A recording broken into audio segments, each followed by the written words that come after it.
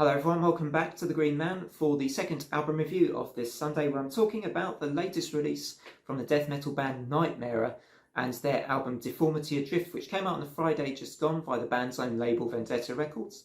The album is 9 tracks and about 32 minutes in length. So I'm totally new to this band, and this is a band that have a sound which is one of those slightly dissonant sounding death metal albums. You know, I hesitate to use the word avant-garde because it gets used so much, but it is pretty avant-garde. They have that offbeat sort of, you know, lots of tempo changes, start and stop sort of astounding guitar riffs, lots of kind of a really bleak sounding atmosphere to the record as well. But the thing with this album, which I think distinguishes a bit from a lot of other albums I've listened to recently in this style anyway, is it's not muffled. There's a lot of clarity actually in the way that this album, I think, is being produced. You know, the drums are pretty up front, the guitars are pretty up front, so everything kind of is, you know, whilst there's a bit of a chaos to the album, it's a very clear and projected kind of chaos. You're going to get the full experience of this album, I think, reasonably quickly because of that. So, you know, everything hits pretty hard from the off on this record, and it is a pretty fantastic record. I think listen to it front to back and also listen to it with the artwork in front of you. I actually watched an interview that Children on a Couch did with Simon Hawemann of the band, the guitarist of the band, one of the guitarists of the band, and he was talking about how the artwork was an inspiration for this album. And, you know, the two go hand in hand. The artwork here and the music are a perfect match. You know, the contorted image of that sort of monster on the front cover, that demon looking like entity, mixed with the contorted, mind-bending music as well. It's just a great match.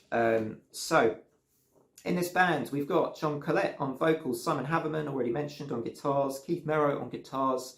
On the bass we've got Brendan Sloan and Paul Seidel on the drums. Apologies for any mispronunciations as always. So let's go into the tracks on this record. So you've got a pretty brutal album opener, appropriately named Brutalist Imperator, and this track just stamps the authority of this album away straight. There's no hanging around here. This is just getting straight into the sound of this album. There's no introductory track for this one. It just hammers you straight away with the kind of genty, offbeat, heavy style of this album, and it's really good.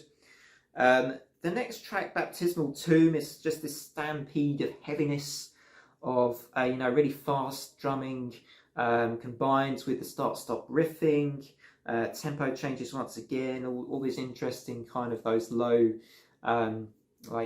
alternating guitar notes and everything. It's just a, you know, a stampede of a song. This one, Baptismal Tomb, really good, really great track.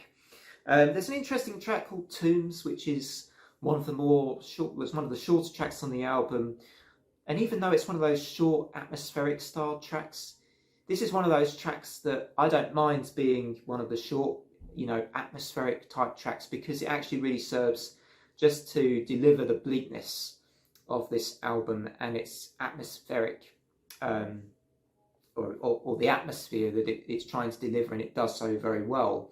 And so I don't mind this track being on the album at all. I think it just serves to bridge onto the next track really nicely as well, which is called Suffering Beyond Death. And this is a highlight for me of the album. Kind of a little bit of a journey. You know, it starts off very intense and heavy, kind of slows down a bit towards the end, with more of those really interesting style of guitar work that you get oftentimes on this album. One of my favourite tracks on this whole album, though, and perhaps the highlight here, is Hammer of Desolation, which is pretty much what it says on the tin. It's just a hammering, and it's fantastic. It's a face melter of a song, with just that heavy riffing, some really cool rhythm work going on this track as well, which I found was one of the more you know, engaging kind of rhythms on this album, if you will, and really thoroughly enjoyed this album as a whole. You know, it is an album, maybe takes a few listens to sort of completely appreciate it, although it is one of the slightly more, I would say, digestible, probably the wrong words, but it's a little more digestible than a lot of other albums of this kind for me. So this is a nightmare you don't want to wake up from. I will say that as the kind of tagline for this particular album. It's a nightmare you don't want to wake up from, because it is just a brutal, interesting, bleak, dark, but, you know, always pretty interesting from front to back.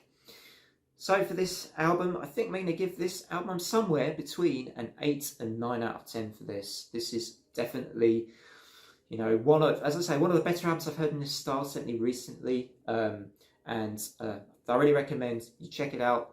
Maybe buy it, download it. I'll drop a link into both the interview that Children on the Couch did with the guitarist, as well as a link for where you can go to download the album. So otherwise, from me, thanks very much for watching. As always, that's the end of album review number 2 and the last of the album reviews for today at least. Thanks very much. Until next time, bye for now.